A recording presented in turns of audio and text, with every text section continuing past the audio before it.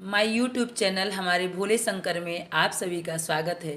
बोले ज्योतिया मैया की जय। ज्योतिया मैया की कथा होने वाली है, हमारे आचार्य जी के मुख से श्रवण कीजिए। तेन्द्र शार्दूल राजन जी मूतवाहन पतिपुत्र जनोत्कर्षं वर्धयस्व जनेश्वर।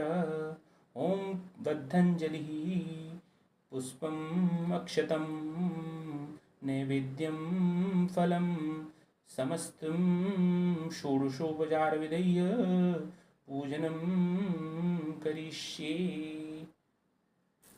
बोले देवाधिदेव महादेव भगवान की जय।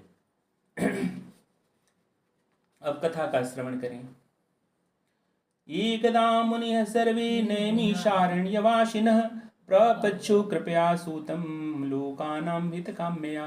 भविष्यन्ति कथं सूत बालकाशिर्जीविनः दारुणेऽस्मिन् महाकाले समाप्ते तु कलायुगे। सूतवाच द्वापरस्य युगस्यान्ते प्रवृते दारुणे कलौ योषितां मन्त्रणां चक्रुः शोकोपहत चेतसः। एक बार नैमिषारण्य के निवासी ऋषियों ने संसार के कल्याणार्थ सूत जी से पूछा, हे सूत जी, कराल कलिकाल में लोगों के बालक किस तरह दीर्घायु होंगे, हम जानना चाहते हैं, कृपया कहिए। तो सूत जी कहते हैं कि जब द्वापर का अंत और कलयुग का आरंभ था, उसी समय बहुत सी शोकाकुल स्त्रियों ने आपस में सलाह किया कि क्या इस कली में माता के जीवित रहते पुत्र मर जाएंगे। जब वे आपस में कुछ निर्णय नहीं कर सकीं, तब गौतम जी के पास पूछने के लिए गईं। जब उनके पास पहुंची तो उस समय गौतम जी आनंद के साथ बैठे थे। उनके सामने जाकर उन्होंने मस्तक झुकाकर प्रणाम किया। तदनंतर उन स्त्रियों ने पूछा कि हे प्रभु, इस कलयुग में लोगों के पुत्र किस तरह जीवित रहेंगे, इसके लिए कोई व्रत या तप हो तो कृपा करके हमें बतलाइए। इस तरह उनकी बात को सुनकर गौतम जी कहते हैं कि आपसे मैं वही बात कहूँगा जो मैंने पहले से सुन रखा है, जो प्रामाणिक है। गौतम जी कहते हैं कि जब महाभारत युद्ध का अंत हो गया और द्रोणपुत्र अश्वत्थामा के द्वारा अपने बेटों को मरा देखकर सब पांडव बड़े दुखी हुए, तो पुत्र के शोक से व्याकुल होकर द्रौपदी अपने सखियों के साथ ब्राह्मण श्रेष्ठ धौम्य जी के पास गई और उसने श्री धौम्य जी से कहा कि हे नृपेंद्र, कौन सा उपाय करने से बच्चे दीर्घायु हो सकते हैं, कृपा करके ठीक ठीक कहिए। धौम्य जी कहते हैं कि सतयुग में सत्य वचन बोलने वाला, सत्याचरण करने वाला, समदर्शी जीमूत वाहन नामक एक राजा था। एक बार वह राजा जीमूत वाहन अपनी स्त्री के साथ अपनी ससुराल गया और वहीं जाकर ससुराल में ही रहने लगा। एक दिन आधी रात के समय पुत्र के शोक से व्याकुल कोई स्त्री रोने लगी, क्योंकि वह अपने बेटे के दर्शन से निराश हो चुकी थी। उसका पुत्र मर चुका था। वह रोती हुई कहती थी, हाय, मुझ बूढ़ी माता के सामने मेरा बेटा मरा जा रहा है। उसका रुदन सुनकर राजा जीमूत वाहन का तो मानो हृदय विदीर्ण हो गया। वह तत्काल उस स्त्री के पास पहुंचे और उस स्त्री से पूछा कि तुम्हारा बेटा कैसे मरा है।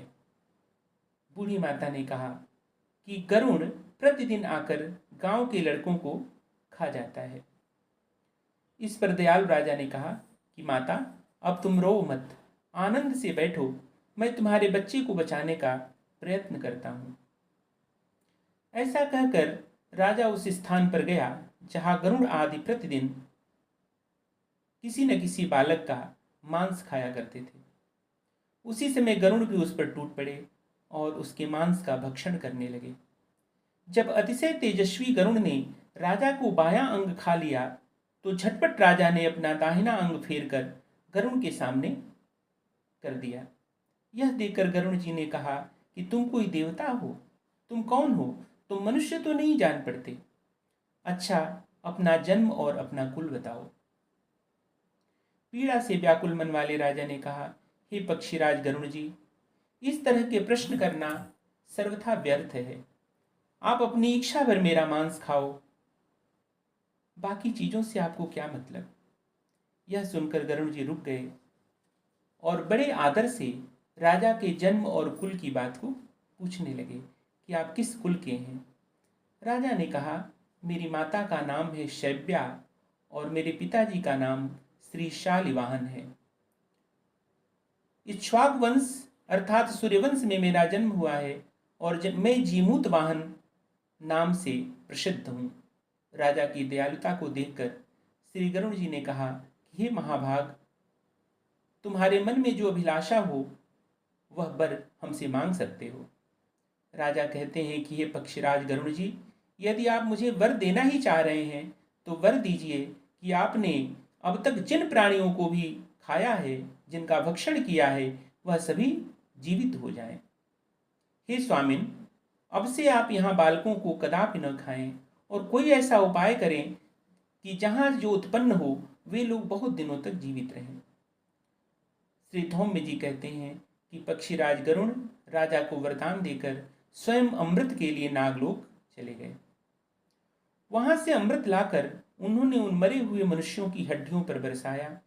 ऐसा करने से सभी लोग जीवित हो गए जिनको कि पहले गरुड़ जी ने खाया था।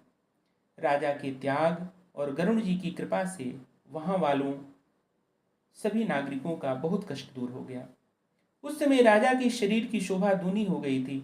राजा की दयालुता देखकर गरुड़ जी कहते हैं कि मैं संसार के कल्याणार्थ एक और वरदान देना चाहता हूँ। मैं अवश्य वह वरदान दूंगा। आज आश्विन कृष्ण की सप्तमी से रहित शुभ अष्टमी तिथि है। आज ही तुमने यहाँ की प्रजा को जीवन दान दिया है।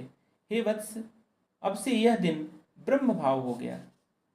जो मूर्ति भेद से विविध नामों से विख्यात है, वही त्रैलोक्य से पूजित दुर्गा, माँ दुर्गा अमृत करने के अर्थ में जीवित पुत्रिका कहलाई हैं। बोलिए दुर्गा मैया की जय, बोलिए जीवित पुत्रिका माता की जय। तो वही जीवित पुत्रिका कहलाई हैं जो त्रैलोक्य से पूजित दुर्गा जी हैं, वही अमृत प्राप्त करने के अर्थ में जीवित पुत्रिका कहलाई हैं। सो इस तिथि को जो स्त्रियां इस जीवित पुत्रिका की और कुश की आकृति बनाकर आपकी पूजा करेंगी तो दिनों दिन उनका सौभाग्य बढ़ेगा, वंश की भी बढ़ोतरी होती रहेगी। हे महाभाग, इस विषय में विचार करने की कदापि आवश्यकता नहीं है। हे राजन, सप्तमी से रहित और उदया तिथि की अष्टमी को व्रत करें, यानी सप्तमी विद्ध अष्टमी जिस दिन हो उस दिन व्रत न कर शुद्ध अष्टमी को व्रत करें और नवमी में पारण करें।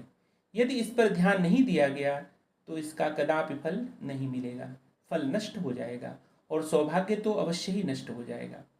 जीमूत वाहन को इस तरह का वरदान देकर गरुड़ जी बैकुंठ धाम को चले गए और राजा भी अपनी पत्नी के साथ अपने नगर को वापस चले गए।